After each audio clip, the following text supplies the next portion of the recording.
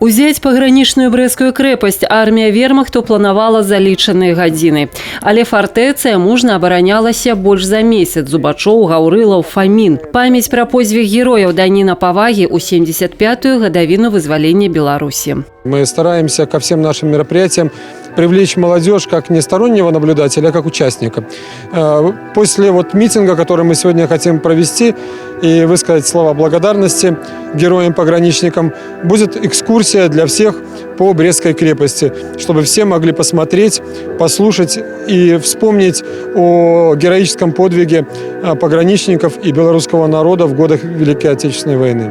Сёння ў брэсцкую пагранічную групу ўваходзіць 6 застаў, кожная з якіх носіць імя героя-пагранічніка. Для старэйшага пакалення мужная барацьба ў гады Вялікай Айчыннай, горкі ўспамін з мінулага і радасць за мірнае сёння.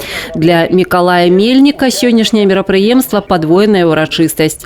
Ветэран Вялікай Айчыннай вайны таксама значную частку жыцця праслужыў у пагранічных войсках. Я в пограничных войсках прослужил много лет.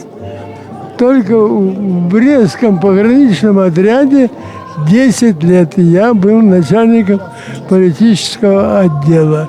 Молодежь живет сегодня тем, что ей преподает старшее поколение.